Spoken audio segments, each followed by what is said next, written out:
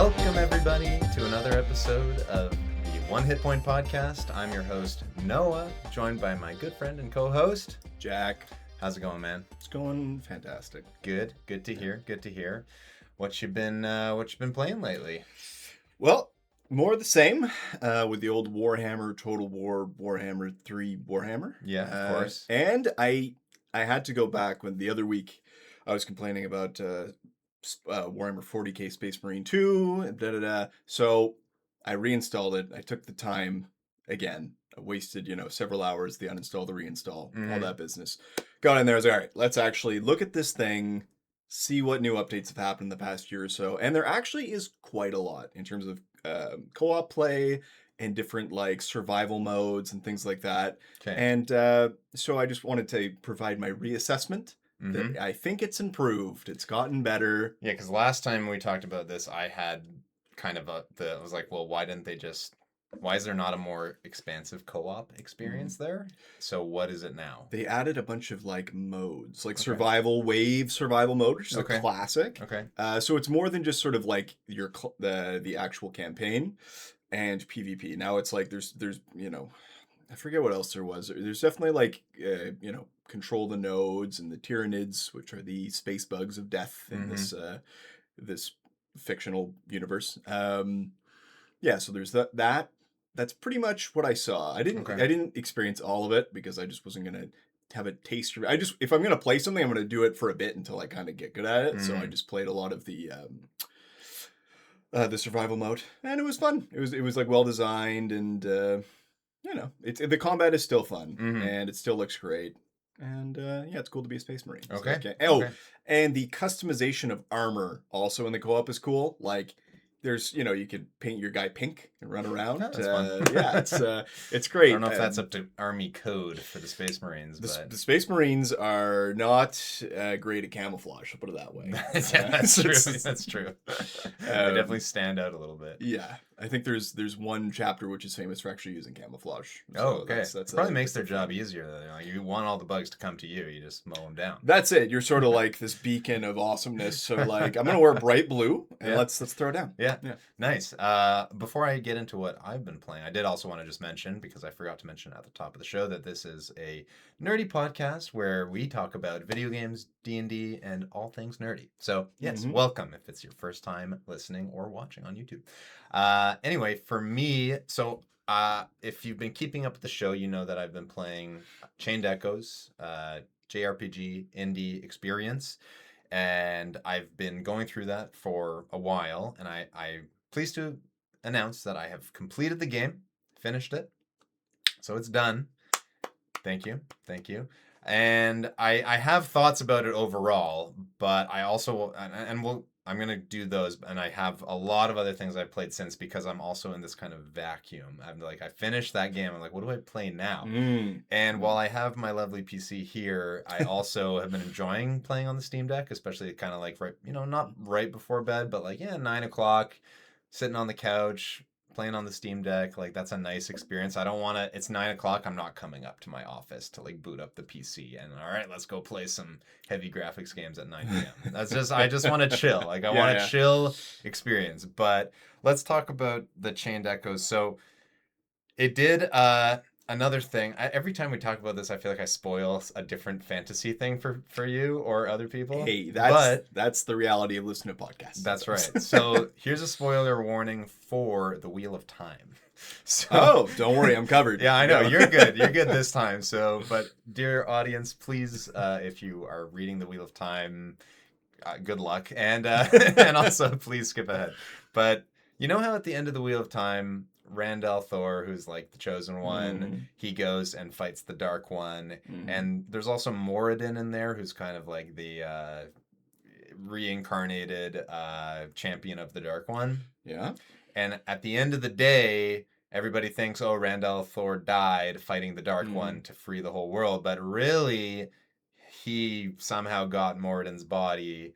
And I love it. And now he gets to like do his thing. It literally made me so happy. The ending. It was great. It was wonderful. Yeah. I mean, they did it so well. Brandon Sanderson is a great writer and an amazing closer. He knows how to end a book. The book can be a bit meandering and stuff, like whatever book you're reading, but he always clutches out the ending. I believe also Robert Jordan had that That in there. I believe Yeah. because he gave him instructions. Yeah. and Oh, whatnot, I and know. the I way- know. He had whatever. thousands of pages of Yeah. lore but anyway, so in Chained Echoes, you are playing as this character Glenn, who's like a young guy. Way less cool of a name than Randolph. Yeah, it's not. It's yeah, it's not so cool.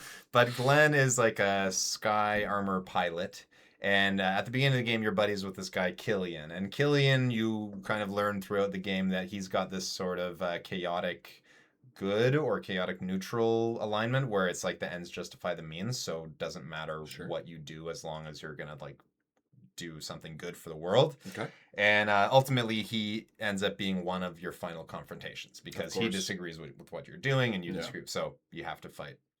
And basically what happens at the end of the day, at the end of the story is, you know, you banish the evil world-ending monsters and you defeat him and yada, yada, yada. But it reveals at the end that in the end with your fight with him and Killian, because they're still buddies, right? And Glenn is kind of beaten down and just so he's done. Like he's like, I can't go on any longer. So like, Killian, you take my body.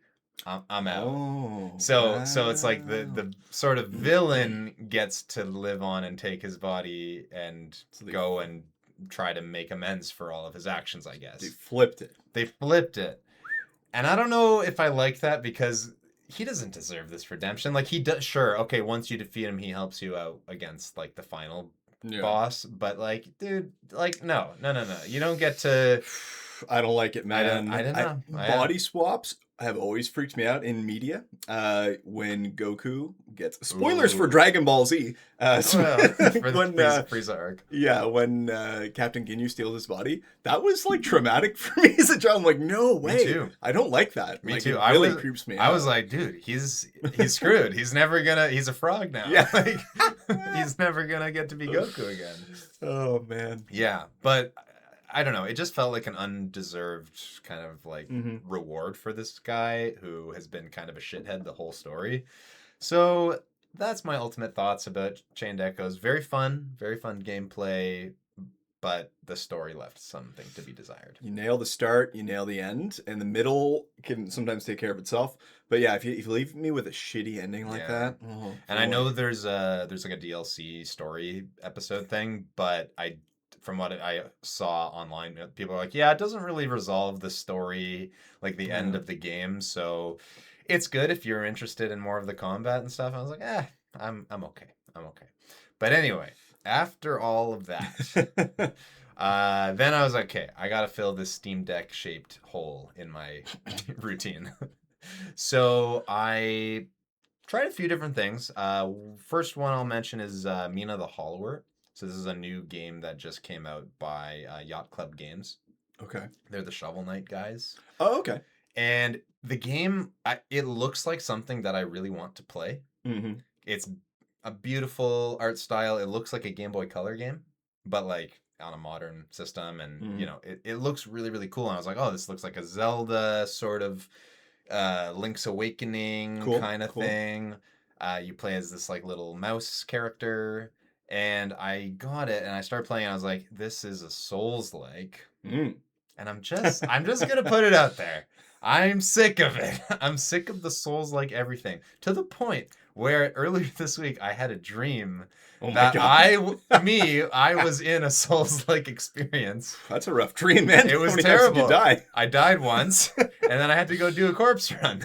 I had to go and collect my souls. I woke up in a sweat. It was terrible. Wow, that's funny. Yeah. So like I just feel like the Souls-likeification of everything, from the Hollow Knights to the Mina the Hollowers to you name it, it's gotten out of hand. There's a little Souls-like fatigue going around, and yeah, I get it. Maybe that's, remember when we were looking at all of those like Skyrim likes the other week? Maybe that's the solution. Maybe this has become like known to the developers that we gotta slow down. Yeah, but I didn't look into it that much, but a bunch of those 3D action fantasy games, I bet you a bunch of those are Souls-likes. Yeah, probably. Don't lie to yourself. Yeah. They're like, let's make it slow, methodical combat where you have to learn attack patterns and Fair. go do corpse runs. I have a question for you, actually. Speaking of games that we are playing and Souls-likes, what's your Elden Ring going like? Did you give up? That's on the back burner. Like I played that on stream for a little bit, and it was just stressing me out so much. I would hate playing that on stream. It would be because you're just getting your ass handed to you so often. I was hoping it would be like entertaining for people, and there were a few people in the chat who were very helpful. Also, probably some people who were just trying to like sell their YouTube channels for like Souls guides. Yeah. I don't know. It's me and the Souls genre. Maybe we're not good buddies. I'll put it that way. I'll tell you that game, once you put it down, any of those Souls, like you get out of the rhythm, and it's like if you have a file that's far, just delete it. Just don't even try, because it's going to take you so long to even remember what's going on. I got past like the first boss fight, quote unquote. The big guy? No, I got through that guy, like the big guy in the sort I guess of like, they're all pretty big. No, I got through it was like a kind of like a sphinxy cat sort of thing, like a cat statue that has a sword, and it just like smashes you with the sword. There are many of those guys, unfortunately. Yeah, well, I figured that I'm like, this is the first. I'm sure I'm going to fight like 3 of these at once next time. Probably. Actually, it's at certain points you do fight at least 2 of them. And that took me dozens of tries just to learn the attack patterns, learn what I could do, and like you just have to be so patient, and that's not my style of gameplay. I want to get in there and smash it up, and you cannot really do that in that game. Yes, that is true. You gotta be the nail before you can be the hammer in that game for sure. So anyway, after Mina the Hollower, then you'll see, if I looked at my Steam purchase history, you'll see a series of me buying things and returning them. Like, basically like treating it as a demo that I could, just a playable demo. That's kind of how it works, actually. Pretty much, yeah. So I tried Vampire Crawlers, which is like do you know Vampire Survivors? Oh, yeah. The like bullet heaven, hell, whatever thing. Yeah, bullet heaven. Yeah. So So this is a game which is like a deck builder version of that. Deck builder dungeon crawler, like first person dungeon crawler. Okay. I just didn't like it. It was way too it made me feel like I had ADD. Like it was so much stimulation. Like it was like nonstop punching you with visuals, animations, and like flashy shit. And I was like, I can't play this. This is like giving me ADD as I'm playing it. Made for the Zoomers. Sorry, Zoomers. Maybe. Yeah, I'm not a deck. You got Souls-like fatigue. I've got fucking deck building fatigue. Really? I like actual card games. I just, when they try to mix like card games with action and shit, like I don't know. It's not really for me. And I like a multifunctional game where there's different bits and pieces and whatnot, but I don't know. Okay. Yeah. So you don't want it just for the sake of like as a combat mechanic. You're like, No, like if I'm playing The Witcher 3 and you can play Gwent, I'm like, sure, I'll play Gwent and I'll get into this little mini game for a bit, which I don't even think is that good. Oh, people are gonna hate that comment, but I don't. You gotta say what I mean. Me when I say whatever. Yeah. Not a huge fan of it, just because I don't think it's that well designed. Okay. Yeah. Anyway. Yeah. So deck building. So whatever. Vampire Crawlers. Return that. Then I got Yakuza Like a Dragon, which is the 7th Yakuza, which they've always called Like a Dragon in Japan. Anyway, we don't need to get into that, but it's this is actually a turn-based Yakuza game, because the thing that I think is really it's really funny. So you have a new protagonist whose name is something Ichiban. Ichiban, I think, is his first name, which I think literally means number 1.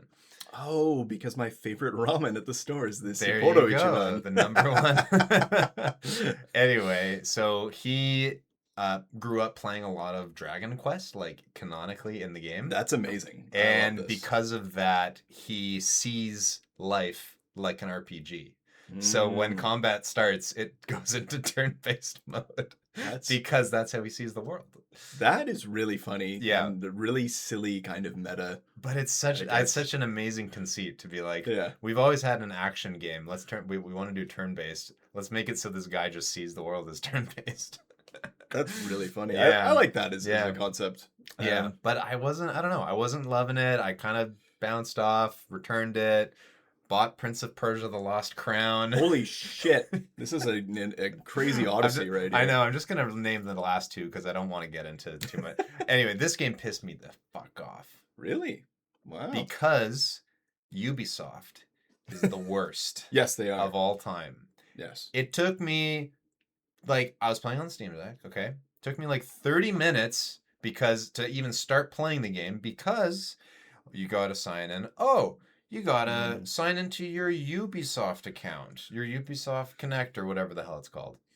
Hold on. And I'd like to uh, say Ubisoft right here, buddy. yeah, screw Ooh, you, yeah. Ubisoft. They're the And they're worst. like, I'm like, okay, fine, I'll make an account. And then, but I'm on my Steam Deck, it's hard to do. And I make the account, and then the password's not working. I gotta Hmm. reset the password on my phone, security codes, and then I'm doing the freaking CAPTCHA thing when it's like, Oh. select all the ones that have buses. I'm like, they're all blurry. I can't even see them. No.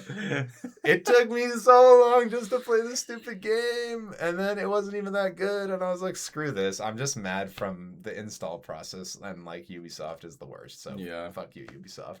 The game would probably not have been good anyway. I heard it was fine, but They're like, yeah, like that's they're mediocre. yeah, We're gonna like, put out mediocre trash. yeah. I used to like Assassin's Creed when it was like Hmm. the Ezio Yeah, saga, and after that, I was like, we're done. I can't be playing Assassin's Creed game every year. yeah. You know what? I always have an issue with the Assassin's Creed idea of like you're not actually him. You're the softest science nightmare of like you're playing as his genetic memory of another guy. Yeah, I don't like where I'm not the guy. I don't want to be playing a dream. Like if you tell, because that to me is like at the end, it's like it was all a dream. It's basically you know that, and therefore I'm not actually doing anything.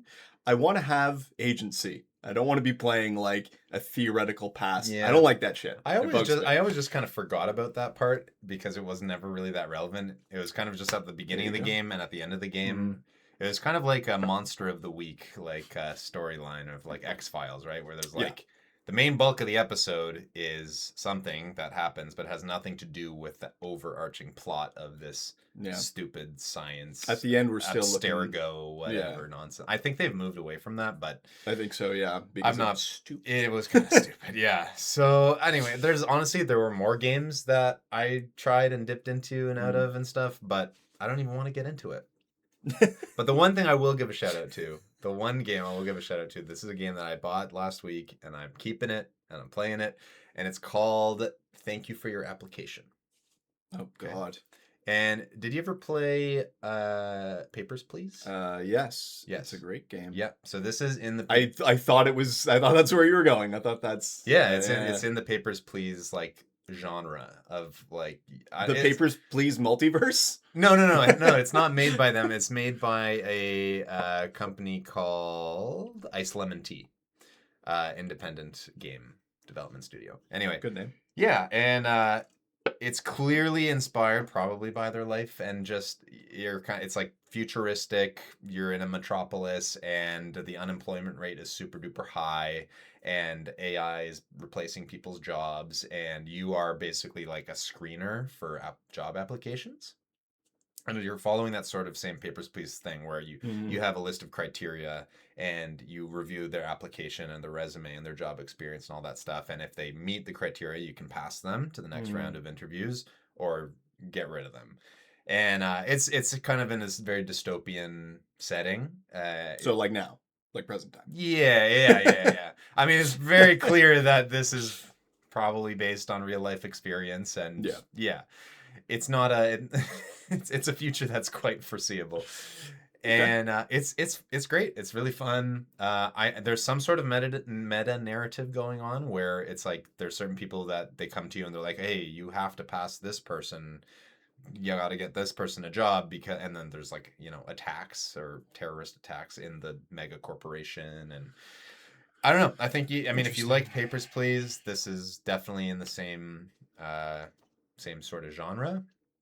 And it's really cool. And it's a new game, and Mm. I think they did better than they expected, and they're super thankful for having a Yeah, good, launch on Steam. And yeah, nice. go buy. Thank you for your application. It's not expensive, and it's a cool game. And go support cool indie devs. Do it.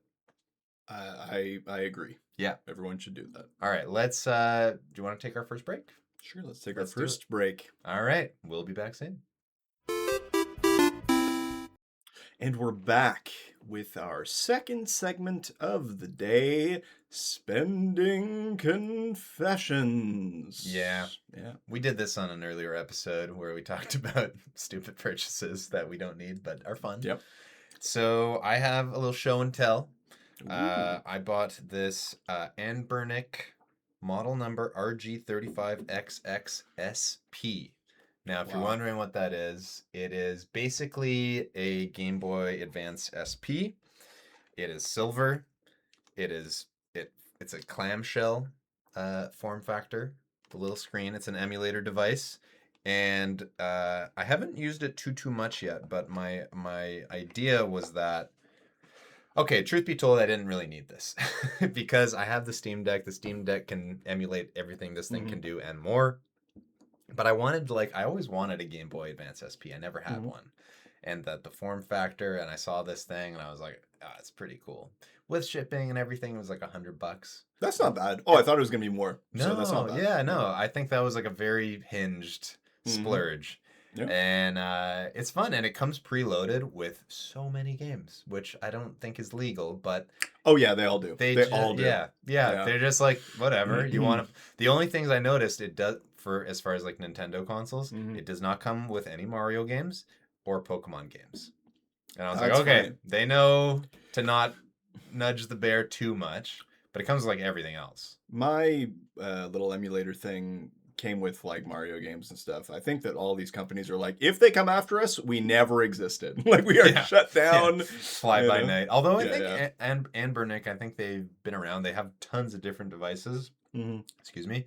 And it's fun. I haven't really gotten to use it too much yet, but my idea was like if I'm traveling, truth be told, the Steam Deck is great, but it's massive, right? Like Yeah, show that to the camera, the size of that, because I didn't Yeah. realize until I yeah. saw. Whoa. Yeah, Yeah, I mean, this is the case, it's hefty. but Yeah, it's a big boy. It takes up a lot of space in the bag. So I thought, if I can just bring like a little yeah, I think it's tiny perfect. little thing for Yeah. the plane, that's great. Also, just the clamshell itself, it's like you don't have to worry. Like you can get a case for it, but you don't need to really. I don't You have care, it, and right? it's not Yeah. it's not so expensive that if like it gets scratched up, like whatever. Yeah, exactly. And it does come with a screen protector, even though again clamshell, you're not Mhm. so worried about the screen. Yeah. But I'll probably put it on just in case I drop it or something. Yeah. But That's fair. that's my little spending confession. What about you? I don't know if you've bought anything or if you're looking at Oh, something. so the other day, when the tax return man came months and months ago, I very much considered getting a Steam Deck, and I put it in my my cart on Steam.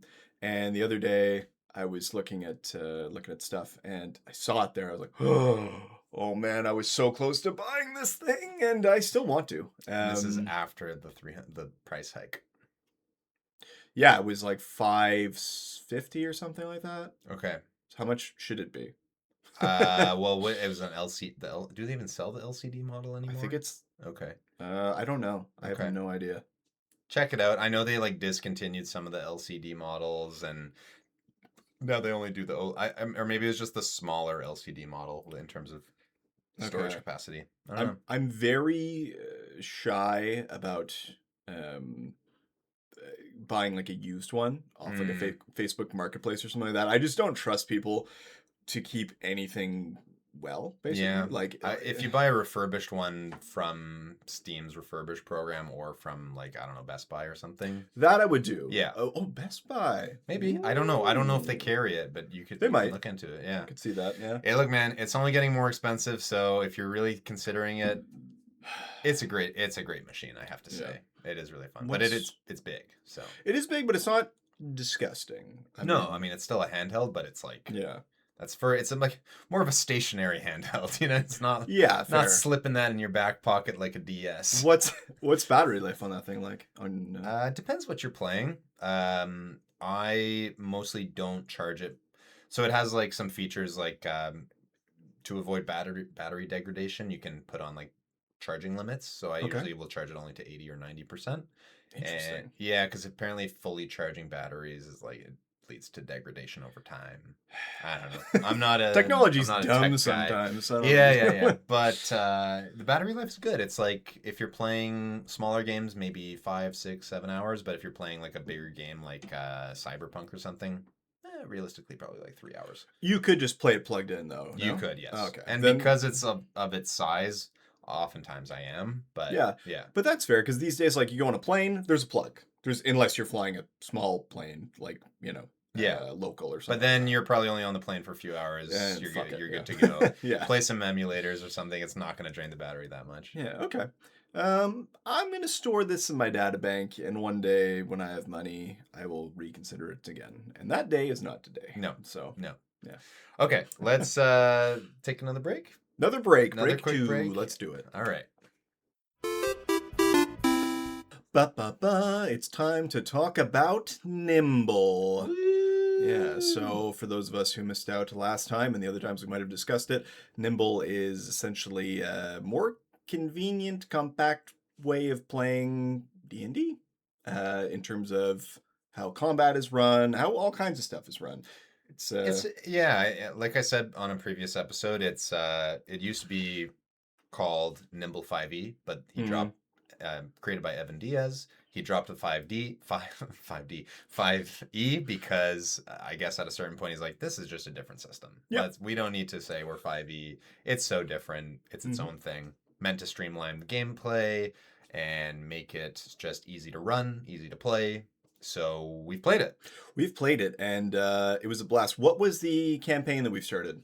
That's important. So I'm running the Waterdeep Dragon Heist, which is a 5th edition module, but I'm just gonna completely convert it to Nimble. Yeah, we want your stories, D&D. We don't want your system, which is, I think, totally fair. Yeah, and like the setting is fun too. Absolutely. Yeah. So we got started and we did kind of a session 0 plus 1 because we played a little bit, maybe about an hour and a half of an actual session. We played for a bit, yeah. Yeah. So what are your thoughts just as a player from character creation to playing the game, the whole shebang? What do you think? Okay, so first of all, character creation, pretty easy, and I chose to be a spellcaster. I was the druid equivalency, for which I forget the name. It's a druid, okay, whatever. So anyway, did that. Wasn't too hard. There's 4 main stats, which I forget. It's like strength, dexterity, willpower, and influence. Will and oh boy. Not influence. Influence is like a check you can make. Okay, it's a skill check. It'll come to me. Carry on. Okay. Anyway, there's only 4 stats, which makes things simpler right off the bat. Yeah, they kind of bundle Constitution with Strength. Yeah, which makes totally bundle. I think it's still Wisdom, right? It's still Wisdom. I thought it was willpower. Maybe it is. Maybe it's will. Yeah. Anyway, they bundle Charisma with intelligence. Wisdom. Kind of? No. Anyway, they bundle a couple of the mental stats and a couple of the physical stats, and so that you're stuck with 4. It honestly works well because sometimes it's like, oh, I don't want to remove the complexity because complexity is fun. But sometimes it's nice because how many games do you play of D&D where no one is intelligent because no one is specifically a wizard? I've never played with someone playing maybe once an artificer, but it's like that's an additional class expansion, blah blah blah. Yeah. Anyway, most people are just dumping their intelligence. Yeah, which is unfortunate because it's quite the gameplay possibilities for intelligence are really interesting. Yeah. Anyway, so made a character. It didn't take very long. It wasn't. No, we had 4 people all making their characters from scratch. All brand new to the game. All brand new. We didn't roll for stats because it doesn't work in the system. Everything is there's no 10 plus. It's like you're 0 and you can add stats basically. Yeah, right? it basically just uses the modifier instead of like a score. Yeah, it's just a modifier. So just like get those extra numbers out of there. We don't need them. Yeah, and like I like rolling for stats in D&D sometimes. I think sometimes it's fun. It could lead to some interesting things, but this is the whole purpose of this is expediting the bullshit basically. Yeah. So and I think there's probably a way to roll for stats in this. I don't know exactly, but it just recommends using an array. Probably D4. Probably. It just Yeah. well, 4 would be insane. But yeah, it just recommends using an array system. So Yeah. you have like a primary or 2 primary Mhm. stats, and then like a Yeah. neutral and like a negative. Yeah, like as a druid, quote unquote. Sure. I think it was willpower was number one. I picked a halfling, which I actually didn't want to be because my last character was a halfling. But I also love halflings. You're a halfling at heart. Yeah, a little bit. I don't smoke the pipe weed anymore, anyway. So, But but I am you have lazy. your halfling mini, which is what you wanted to use. Yeah, I really wanted to use that mini. So anyway, we all built our characters. We had a little round table. Some of us had more of a detailed backstory. Some of us came in with sort of like a very basic idea, and it all ended up being fine. At the end of the day, it's like it's your character. If you don't really have anything behind it, you can build it. You will evolve. I mean, if you're playing right, in my mind, your character will evolve with the story.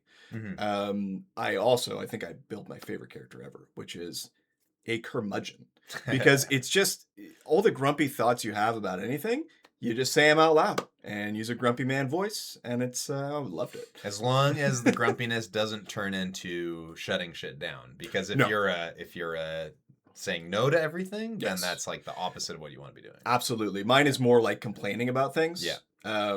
and calling bullshit out. But yeah, absolute. I mean, my guy's down to do stuff, Yeah. but he's just going to be upset about anything that goes wrong or is inconvenient.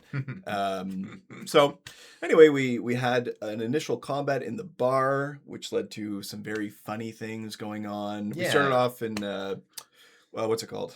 The Yawning The Yawning Portal, which Portal. is a very famous Mhm. tavern in Waterdeep in the kind of Sword Coast setting.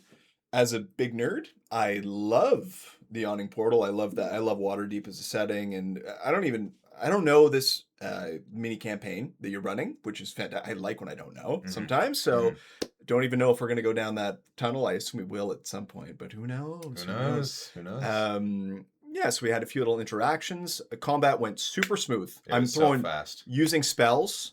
It's like the spell they have a much smaller sort of spell list, but you can use an expansion because it's nimble, it's agile. You can do whatever you want. So at some point I might say, hey, I want access to more spells. Can I use them from the site? And then we can discuss that. Yeah, there's a good homebrew site called nimble.nexus. But in addition to that, I backed his subsequent Kickstarter, Yeah. so I'm gonna have more monsters to run. I'm gonna have Nice. more. I think I also got the spells and subclasses and stuff. I didn't get That's great. There was something I didn't get, but what I also added to my order after we ran it the first time, I ordered the DM screen or the GM screen. Nice. Because Yeah. my 5th edition one is completely useless for this. Oh, I'm yeah. Why do So I have different. this? It's just like blocking my shit and it doesn't do anything else. Yeah. So I was like, let's get the Nimble one. It's still a new system to me, so it'll be Yep. helpful to actually have like quick reference rules. And then I also threw in the dice. I wanted a set of dice. Do it. Support him. Yeah. It's the system from this one experience. Like the combat was great. We had a little exploratory stuff. There was some murders in the street, and the guard really didn't want us to go. And then I was like, I am a druid, despite what the name may be, and I turned into a bird. Burp, fly over there. I should have specified the bird. I feel bad that I didn't. Nonetheless, I went over. I looked at stuff. I came back. Simple rolls like investigation rolls. It all runs the same, but there's certain we're cutting the fat. Yeah. And as a player, I thought it was great. Really enjoyed it so far. I mean, we're only level 1, so it's not like anything great. But just in terms of the speed the combat went, because we had 4 players, you were running, I think, 3 friendly NPCs, a big monster, and there was like a bar fight going on. And it was like not a problem. No, like it was that. fine. That could have taken an hour in 5e. You know, we were through it really fast. It was a couple of rounds of combat, and the whole thing was, I don't know, 10-15 minutes maybe. Absolutely. And it was good because we rolled initiative, and then I was like, great, so your initiative just determines how many actions you get on your first turn, like I've mentioned before. And so like, hey, you guys choose what order you want to go. And then there was already off the bat, people were like, oh, if I cast this spell, it's going to give you advantage on this thing. Yeah. So that already started, which I thought was great. I was like, they're already strategizing. Yep. The removal of the traditional initiative allows you to like synergize and yeah, it strategized and like come up with strategies, and Yeah. it was wonderful. It was great. Yeah, everyone was like, "How can we help each other do stuff?" And it was Yeah. like, "That's cool. Yeah. That's nice." Yeah. And you know, don't get me wrong, you guys might get ambushed, and you might the enemies might get to go first, and you'll have disadvantage on your It's initiative and all fine. that I'm stuff. fine with that. We only did one combat, but it was really smooth. We did a little social interaction. The party Mhm. met Volo, who's a famous historian and bard character. Yes. Yeah. And somebody thought it was somebody else, and it was really funny. Oh, But that was hilarious. Yeah. they thought it was like their content. Yeah, they were NPC fawning contact. over him. Didn't Yeah. realize who he was. It was hilarious. Yeah. But yeah, then you guys went off on a little investigation. You did some investigation and exploration stuff. You had some social encounters. I mean, it had basically all of D&D Yeah. just in one little session, and that was only like an hour and a half. Yeah, it was great. So far so good. I'm excited for the next session. Also, I think the players are a good mix. So we have everyone has at least some experience, but I think like a decent amount of experience for everyone. I think so at this Um, point, yeah. Yeah, and everyone was like positive. Everyone wanted to contribute, but no one was like stepping on toes. Yeah, it was nice, and yeah, there was like just a genuine like excitement to be there, which was good. Like Yeah. you know, Yeah, it was good vibes. We had a new player join some of Mhm. our, you know, regular players. Yeah. And I think he fit in nicely. Absolutely. And he's a seasoned, you know, our ttrpg player. Mm-hmm. So I think it's going to be good. He's got a 3D printer, which is always good to have friends with 3D printers, as we've said before. Yes, it is. It's lovely. Yeah. But But it's funny because the party we have a turtle person, we have a frog person, mhm. we have a halfling, and a Jerk. human jerk. A Yeah. human.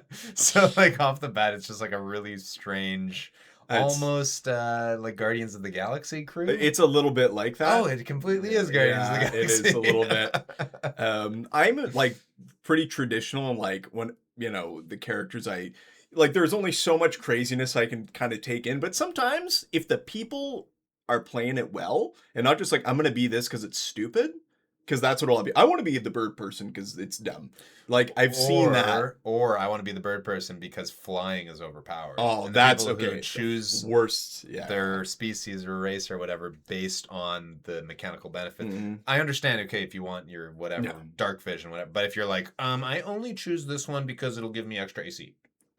Yeah. Get out of here. Yeah. It's like, are you a turtle because you're a derp or because you want extra armor? Yeah.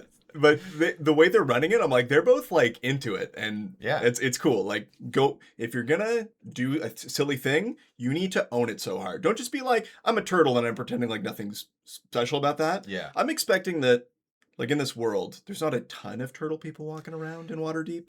I'm gonna Who assume. knows? Maybe there are now. I don't know. Like again, I'm the kind of GM who, if the players are doing something, I like to adapt the world to their. You know, I don't want it to be like. I want to be special. Okay, yeah, no turtle people. No. But the best part about the turtle character is that, she's a turtle and she's playing not a druid. Oh, it's the more like shepherd. It was the shepherd class, right? The primary healer one. This one is It's almost like a healer, cleric, druid sort of mix. Yeah, a little bit. And they have an animal companion, which is almost like a ranger type of thing. But the animal companion is a rat because it had to be. It had to be so it's a Teenage Mutant Ninja Turtle, like with Splinter, which is lovely because I love me some Ninja Turtles. So I was as soon as that came up, I was like suddenly very pro turtle people in our party. Yeah, exactly. So it's a little different, a little zany, but I don't know. I think it's off to a good start. Mm-hmm. I like how this adventure kind of starts, and then once we get into the second chapter, it'll be a little bit more like open city sort of thing. Yeah. So I don't know. We'll see. We'll see how it goes. So no, I'm not even going to spoil it, but there's something funny. I saw the cover of the book, and I was like, oh, you're going to hate my character's name as we go on. Completely coincidental. But yeah, there might be some overlap. Okay. Oh, all right. Okay. Yeah. We'll find out. Yeah. We'll find out. Any other thoughts about Nimble, or should we? I'm just giving it a big 2 thumbs up, 2 thumbs up. 4 out of 5 stars at this point. Okay. I don't know how I just don't give 5-star ratings. Well, maybe you know? once you played it more, you'll give it a 5-star. Yeah, maybe. Yeah. It's we're off to a roaring start. It's lovely. Yeah, but I think that's it. Awesome. Okay, let's take another break, and we'll come back with more. Welcome back, everybody. So, new segment this week. We are going to do some D&D horror stories. This is from r/D&D horror stories. We're going to read some. We're going to talk about it, give our 2 cents, and maybe this will help people out. I don't know. Whatever. It'll be fun. So this one is from Ill Cryptographer 547. I'm going to summarize a little bit, and then I'll read the main details we need to know. So this guy's been DMing for a group for 2 years, and they have a problem player. Let's put it that way. Here's the details. About 6 months ago, I took a hiatus for a month to recover from burnout. This is the DMing. I personally struggle to stop, slow down, and relax, so I burn out easy. When I returned, we played for a few months. During those months, during combat, this one player snapped at another player when asking for clarifications on a spell. Then my grandmother was put on hospice, passed a few weeks after. Sorry to hear that, my friend. So I took another month hiatus. During the 2 hiatuses, my player has been dry, not talking during sessions, muted, all of this online, and arguing with my rulings, which is mostly, well, the door is locked, and they get upset, and they say, no, you can't do that, or you find nothing out. And with them being a cleric, if nothing is religiously related to them, they get upset at me. There are plenty of sessions where they snap and my party gets quiet, and they're a really happy, silly bunch, and they get shut down by this player every time. I have 2 people in my group who DM one-shots when I have to cancel sessions, and one now runs a bi-weekly campaign on my weeks off. Both of them have noticed this behavior, and I have approached them about how they're feeling. So far, nothing. If you were in my shoes, what would you do, and how would you approach it without pissing anyone off? Yo, tell him to go kick rocks. This person sucks. Why are you dealing with... Don't let jerks overthrow your life. Anyway, next section. But yeah, anyway, I do mean it, though. Like, you get rid of this person. Yeah, the truth is, you're being too nice. You're being too nice. You're being too patient. I think you're perfectly within your rights to just completely kick them out of the group. If this is a person who you guys like and are friends with, and this is gonna, I mean, I don't understand how you could be friends with this kind of person. Maybe like, very nice outside of D&D, but yeah, if you're playing online all the time, maybe you're not so close. I don't know what the situation is, but I would just say you gotta have if you want to choose the nice path, talk to them first. Mm-hmm. Don't talk to the other people. That's fine. I mean, I'm sure everybody probably agrees with you. Just talk to this person. You got to say, hey, man, I've noticed that you've been kind of irritated in sessions. Like, I'm doing my best. Everybody else seems to be having a good time. Like, what's going on with you? Maybe it has to do with the game. Maybe it has to do with his personal life or their personal life. But, like, maybe you'll get to the bottom of it, and maybe you won't. Maybe this guy's just a problem player, and you just got to get him out of the group. So yeah. I guess Jack's advice is... if you just get him out, kick rocks. Kick rocks. Okay, tell him to kick rocks. That's my advice. For me, I would say the nice route. Honestly, I think you can probably just get rid of them too. Just that's it. You know, like yeah. And these guys, if you listen to the details, they're a committed group. Like they're like, oh, I can't make it this week, so someone else DM and like we'll do one shots. I guess these people are like serious and very committed to it. Yeah. And if you're that into this world and you have such a negative Nelly who's sort of stomping on your fun, yeah, honestly, yes, totally within his rights to kick, but it is also taught maybe something's wrong with them, you know, maybe they're going through some troubles of their own, because, you know, I think we can all appreciate that life is complicated and hard, and but sometimes bleeds over into the D&D game. But at the same time, you got to respect the other people and the time, and yeah, so talk to them first, but then you tell them to fucking kick rocks, because like this cleric is clearly, you know, not very nice.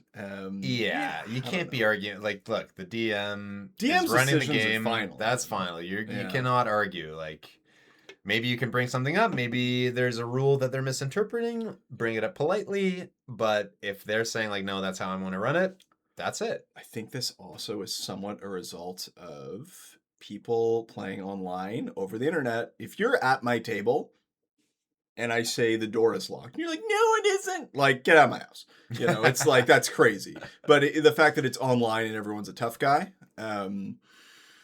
that might contribute. I'm curious if they're if this is a friend group or not. It doesn't say. So maybe there are a bunch of Yeah. people that just like connected and they started playing, and one of them just kind of turned sour. Yeah, I don't know. Uh, Like this person does say that the group is normally a very happy, silly bunch, and they're getting shut down by this player every time. Look, if the guy is not fitting the group yeah, dynamic, get rid of him. yeah. That's it. It's kind of sad. Like you don't want to. Sometimes learning hurts. Like you get kicked from a D&D group and you really like D&D. Well, then that's a time for reflection. Yeah. You know.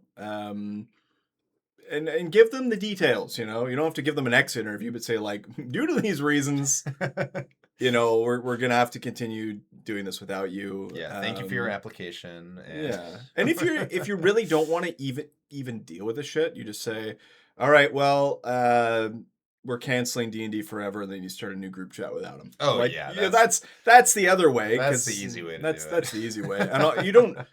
I mean, the amount of time it takes to prepare to run a campaign as a DM, you don't know your player. He owes you for what Yeah. you've put in, Yeah. honestly. It- So you don't owe him like some crazy explanation. So you could just like, "Boop, we're closing this chat. We're making a new one with only the people that are fun." Yeah, and look, like Mhm. you're running the game. It's like you said, it's the most work on you. If you're not having fun, like there's a problem. Oh yeah, You should be having fun because otherwise, what are you even doing with your time? yeah, absolutely. Yeah, Oh yeah, the like burning out as a DM is so it's like that sucks because you yeah, weren't having enough fun and you're the one doing all the work and people probably weren't appreciating what you were putting in. yeah. That could certainly be part of it. Look, it's a lot of yeah. That's a different topic because it does seem like this person also is burning out a lot. Yeah, Um, you yeah, need to take breaks. Like you need to. I for know it's sure. like it's really fun to get invested and Mhm, weekly sessions. Maybe just do every 2 weeks. And like you said, you've mm, got people who are running one shots in between. Maybe just do that. yeah. Maybe take get this guy out, slow it down a little bit, Mhm. and you'll probably have a lot more fun. There's and even talking about doing like one shots like continuously because it's easier and like switching DMs. You can maintain the same characters. You can level up and sort of make that like these guys are venturing around. You can keep your narrative. You can still do good role play. Yeah. There's lots of different options. I like the idea of rotating DMs on that kind of thing. Yeah. Um, There's man, I can't remember who wrote this article. There was an amazing article I read about the different types of D&D campaigns. hmm, And it was all food analogies. So there was like yeah, I can't remember it all off the top of my head, but there was like spaghetti and meatballs and there are different types of campaigns, okay. but there's your kind of like X-Files monster of the week kind of thing Yeah. where you have maybe a little overarching Hmm. campaign, but every session it's so easy for you. You plan your session, you don't have to worry about travel time in between distances. Yeah. You just show up where you need to be at the next opportunity. Hmm. And like that's what you run a one shot and that's the episode and then maybe your players decide okay between two options for the next sort of Hmm. quest. Kind of, yeah, it's Can have like recurring characters. sure. It's like Mandalorian or Buffy the Vampire Slayer. but Honestly. basically every TV show of like that thousands era Yeah. was Yeah. doing that. It Yeah. was like 90s thousands. Yeah. Smallville did Hmm. that. Like all of those shows, there was an overarching plot and just like a monster of the week. Yeah, and I've considered doing that before because it could be quite fun. It's you really at that point, depending on how you're doing it, you need a dungeon map. You need and you can find this on people get bored and they post this kind of shit online. Like here's my dungeon I made with these monsters with these stats, and here's the boss. And you kind of do that and weave in your own narrative. Mhm. Yeah, like that. Now I'm starting to play like I should do this, but yeah, that's that concept is fun. Just and this is just a little bit of an aside from this particular post, but it's like DM stress alleviation tactics, and then Mhm. anyone could GM one. Yeah, DM, exactly. GM, whatever. Yeah, especially if it's like basically a non sequitur. Like if it just doesn't have anything to do with your overarching plot. Yeah, You know, that's you can for have sure. one overarching mastermind villain, whatever, and Hmm. every episode's getting you closer to that, but only through little threads. Yeah, there's a MacGuffin we need to take down the big bad, and it's in this castle. Castle's full of werewolves. Yeah, and you just show up at the castle. You don't That's have to yeah, worry about like, well, it's actually 3 days travel, and no, you're just there yeah. because that's so how the story That's the happens. story Yeah. exactly. So Bit of a tangent that we went off on there, but I hope that this was posted 2 days ago as of recording. So I hope you find the help you need, my friend, and yeah, take your breaks and get rid of this person. absolutely. Yeah, Yeah, take it easy. Don't stress it. If you're getting stressed out over D&D, something's got to change. Enjoy your life. Enjoy the things you do for fun. yeah. And yeah, kick rocks to this other person. So yeah. I agree. Do you want to do one more or save it for next time? What do you think? You know what? I think we're at the perfect time to end it. Okay, perfect. And we'll keep everyone on their toes. So, to wrap things up, everybody, this has been the One Hit Point Podcast. Thank you all so much for listening. If you like the show, please feel free to rate and review us on your podcasting platform of choice. We're also on YouTube, so leave us a like or a comment. Subscribe to our YouTube channel, One Hit Point Pod. That sounds right. YouTube.com. That sounds right. I'll probably have to check that out. But yeah, thank you so much, everybody. And we hope you. Oh, one more thing. No, I got a new sign off. Oh, wait. And I have one more thing I need to mention as Oh, well. okay. We'll go. Go ahead. Okay. Go ahead. Yeah, if you want, you can send us an email to onehitpointpod@gmail.com. If you do, send in a correction or a comment or some rageful email, and we might reply to it on the show. So yeah, do that, please. Don't kick rocks, my friends. Have a great day. See ya.